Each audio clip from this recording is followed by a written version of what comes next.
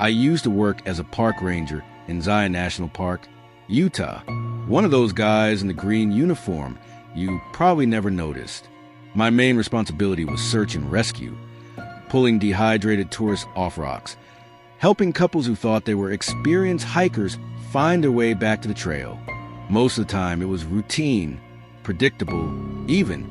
But what happened with Edward Rosenthal, that case still sticks with me, and I've seen a lot. Rosenthal was a 67-year-old retired geology professor. He wasn't your average weekend wanderer. This guy had been hiking canyons longer than I'd been alive. He knew the terrain. He respected it, always left detailed itineraries, logged his routes with the rangers, packed more than enough water. I even met him once. Quiet guy, polite, moved like someone who'd been doing this his whole life.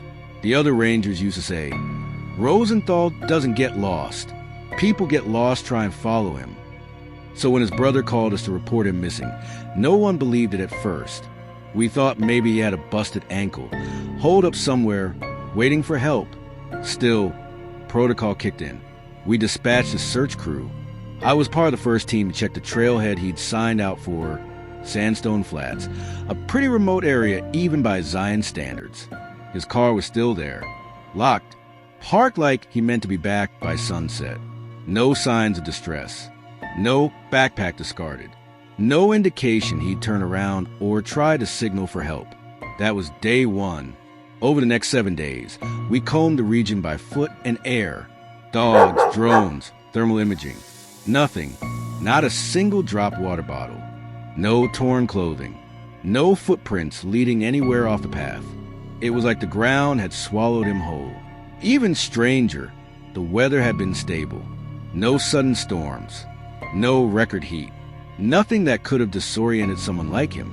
By the end of the first week, some of the volunteers started whispering things, like maybe he didn't want to be found. Or worse, maybe he'd gone into the desert to die.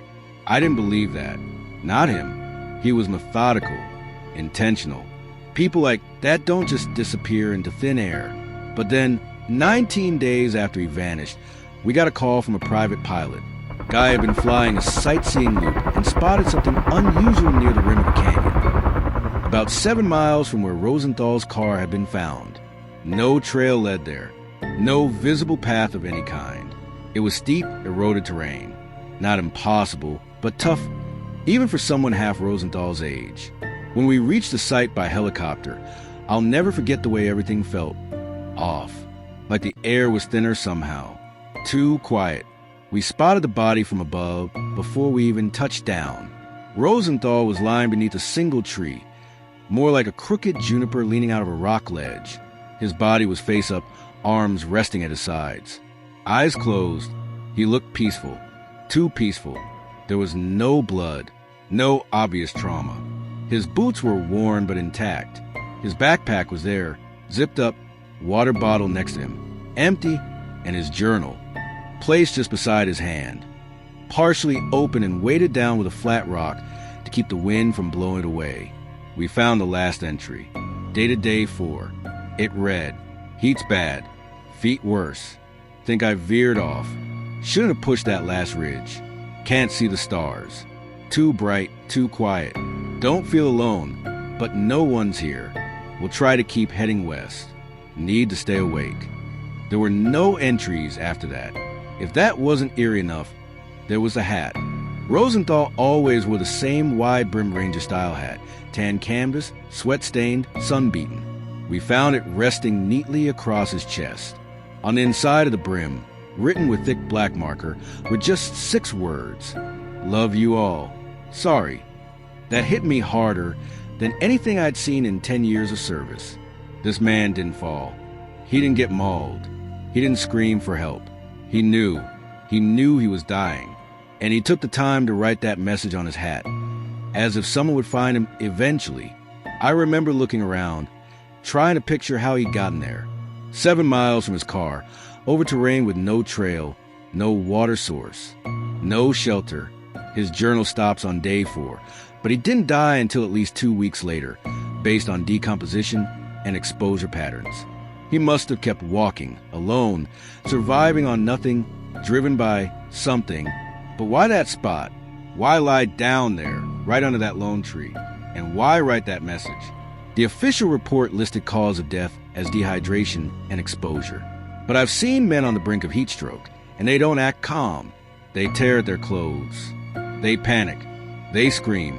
Rosenthal looked like he had made peace with it. We never found any injuries. No signs of foul play. The coroner didn't even find bruising from a fall.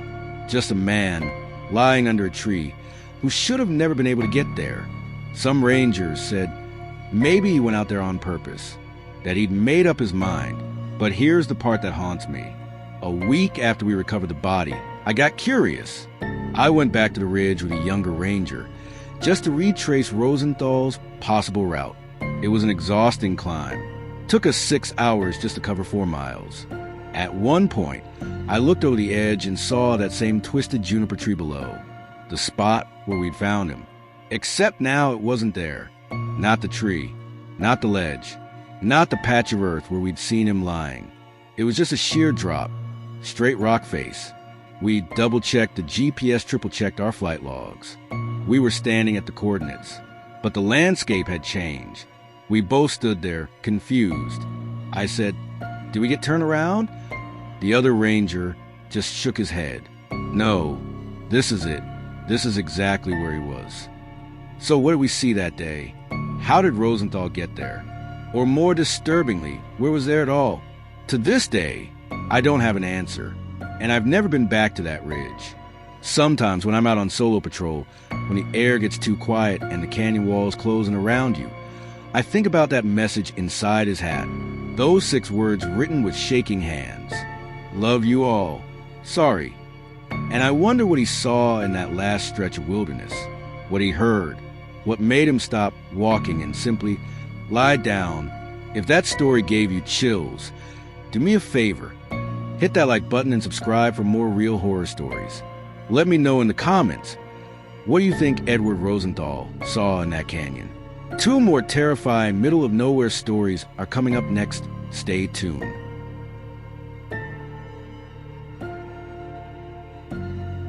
In 2016, I was working wilderness rehab. Basically a therapy camp set deep in the Ozarks, where people recovering from addiction, trauma, or major life setbacks could spend weeks in total isolation from the outside world. No cell phones, no technology, no distractions. Just them, nature, and us guides. It was supposed to be healing. Most times it was. I'd been doing that job for about 3 years when I met a man named Mr. Hale. Mid-50s, short gray hair, glasses. The kind of guy who seemed more like a retired librarian than someone in rehab. His file was clean, no history of violence, no hard drug use, no criminal record. He said he'd come out to the program voluntarily, trying to reset his mind after a bitter divorce and a string of anxiety attacks. He wanted to feel grounded again. He was respectful, soft-spoken, maybe a little reserved. But he followed instructions, packed the right gear, asked smart questions. Honestly, he was one of the easiest participants I'd ever dealt with. No red flags. He was scheduled for a 14-day solo expedition. Standard procedure for advanced participants. They get a plot of land a few miles from base camp, pitch a tarp shelter, and are left with minimal gear. A sat phone for emergencies, a journal, water tablets, dried food, and basic first aid. We checked in on them every couple of days for vitals and mental evaluations. Everything was fine until day 11. That morning, I was assigned to do Mr. Hale's check-in. I hiked out alone as usual. It was maybe a 4-mile trek through dense trees and uneven ground. Summer heat was creeping in early that year, and I remember the air felt heavy. Quiet, too. No birdsong. No wind. Just that thick, suffocating kind of silence that makes you aware of your own heartbeat. When I reached the site, I noticed right away that something was wrong. Mr. Hale was standing outside his shelter, barefoot, shirt half-buttoned, staring blankly at the trees. His eyes were bloodshot, and he was breathing like he'd just run a mile flat out. "Mr. Hale?" I called out. He turned slowly to look at me, like he was just realizing I was there. His lips were trembling. He looked terrified, and not in a panic way. It was deeper than that. like he'd been scared for a very long time and had nothing left to scream with. I approached cautiously, asking if he was okay. He didn't say anything, just shook his head slowly, eyes wide, chest heaving. That's when he lunged. 1 second, he was frozen. The next, he was on top of me, screaming, punching, trying to rip my radio from my vest. He knocked me to the ground hard, his fists flailing with no coordination, just raw panic. I remember trying to yell for him to stop, trying to get my arms up to shield my face. I managed to knee him off me just long enough to scramble backward and grab a branch. By the time I got my footing, he had collapsed to his knees, clutching his head and sobbing. His whole body was shaking like he'd been electrocuted. I didn't stick around. I radioed the station on my way back, breathing hard, checking over my shoulder every few seconds. I've dealt with breakdowns before. I've seen people freak out in the woods, lose their sense of reality. But this was different. This wasn't a panic attack. It was like something inside him had broken, and whatever had been keeping him tethered was gone. When the response team reached his location about 45 minutes later, they found him curled up in the dirt, whispering to himself. He didn't resist, didn't remember what had happened. He asked if I was okay, genuinely confused.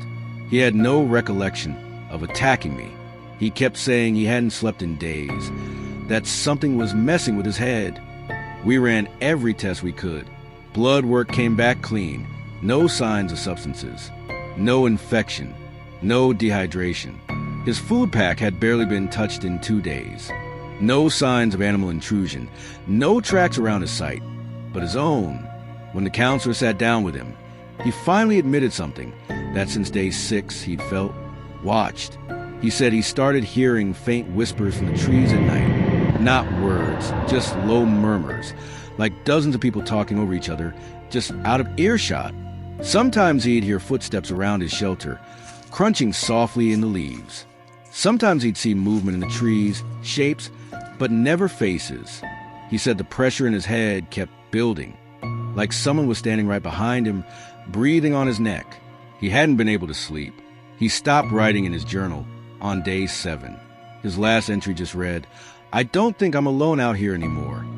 He checked himself out of the program early, packed his stuff quietly, apologized to me several times, tears in his eyes, and left. We never heard from him again. I later found out that Hale wasn't the first one to have an incident in that part of the woods. Over the years, a few solo participants had reported strange things out there. One woman said she kept seeing someone stand between the trees at night, but every time she turned her flashlight on, no one was there. Another man refused to return to his site after he said he saw a face pressed into the wall of his tent from the outside. No footsteps, no animals, no explanation. We always chalked it up to isolation-induced psychosis. Prolonged exposure to silence can mess with your head, especially if you're already mentally strained. That was the official line. But I've worked hundreds of solo treks in multiple parks, and there's something different about that stretch of Ozark wilderness. I can't explain it. The trees are denser, the air feels heavier, and the quiet isn't peaceful. It's watching you. It's waiting. After that summer, I requested not to be assigned to solo check-ins in that zone again. I never went back out to that specific location. I still think about Mr. Hale, about the way he looked at me right before he snapped, like he wasn't seeing me at all, but something standing just behind me. And when I'm out in the woods, miles from the nearest person, I sometimes catch myself turning around at nothing, because in that part of the forest, nothing never really feels like nothing. There's something out there in the Ozarks, and whatever it is, it doesn't like to be seen. If stories like this give you chills, do me a favor, hit that like button and subscribe for more real horror stories. And let me know in the comments, have you ever felt like something was watching you when you were completely alone? One more chilling middle of nowhere stories are coming up next. Stay tuned.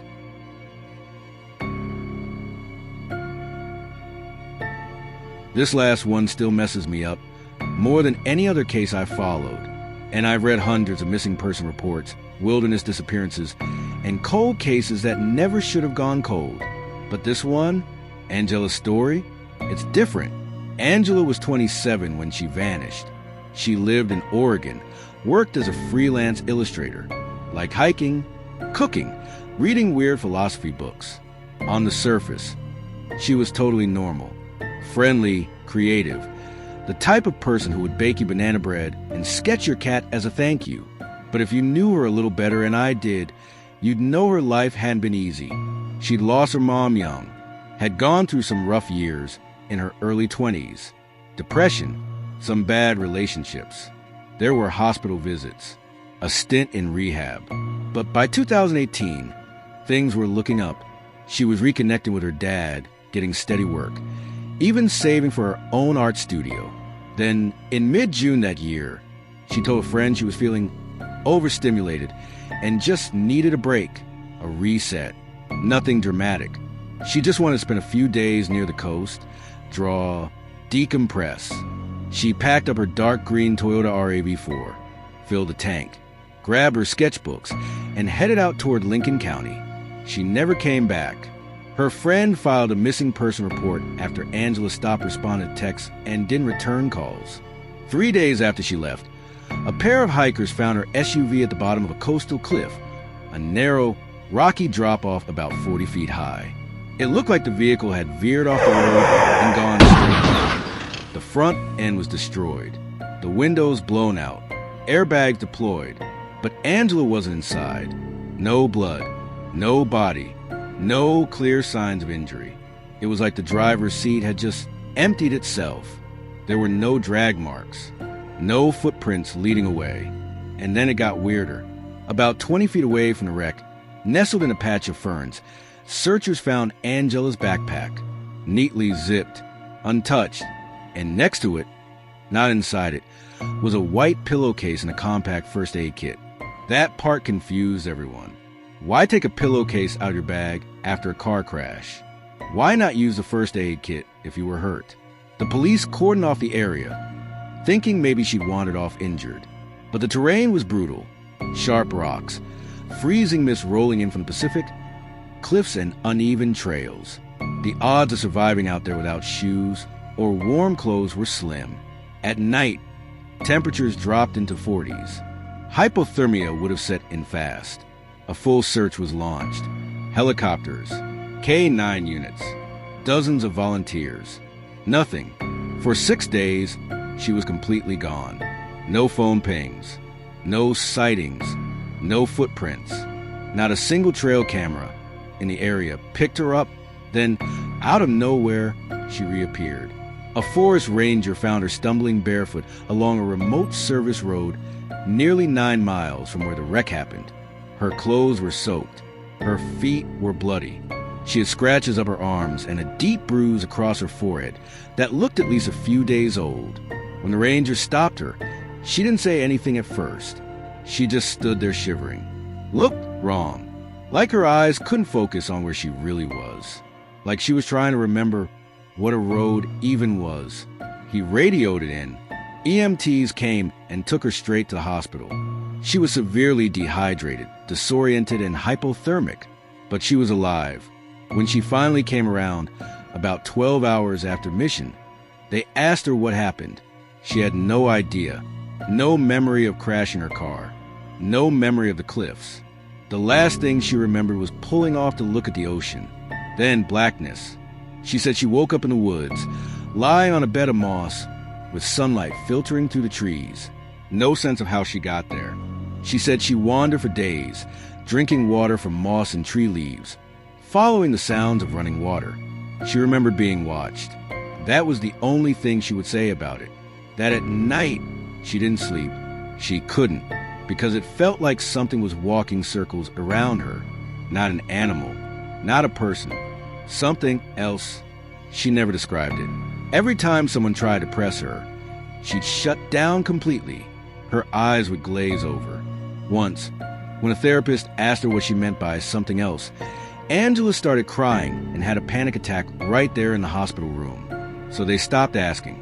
The official report called it trauma-induced dissociation. They said the crash, plus possible head trauma, caused her to forget what happened. That maybe she was in shock. That maybe she wandered deliriously for days before collapsing near that service road. But the report doesn't explain a few things, like how she ended up 9 miles inland without walking through any known trails, or why none of the search teams, who combed every square inch of that forest, ever found a single trace of her during the week she was gone, or why the scratches on her body weren't consistent with crawling up a rocky cliffside, which she would have had to do if she'd exited the crash area on her own. And then there's this. Her shoes were never found. Not at the crash site, not in the forest, and she didn't remember taking them off. Angela made a full physical recovery, but she refused every interview request, declined every documentary inquiry, and hasn't posted publicly since. A few months later, she deleted all of her social media. I reached out to her once, just to ask if she was okay. She replied with a single sentence: "Some things don't want to be remembered." I've never heard from her again, but every now and then, when I'm hiking alone and the forest goes dead quiet, when there's no birdsong, no wind, and the shadows between the trees feel too deep, I think of Angela, and I wonder where she really was for those 6 days. Because wherever it wasn't here. If these stories unsettled you as much as they did me, do me a favor, hit that like button and subscribe for more true horror stories. Let me know in the comments, which one creeped you out the most? And what do you think happened to Angela during those 6 days? More real-life nightmares are coming next. Stay tuned.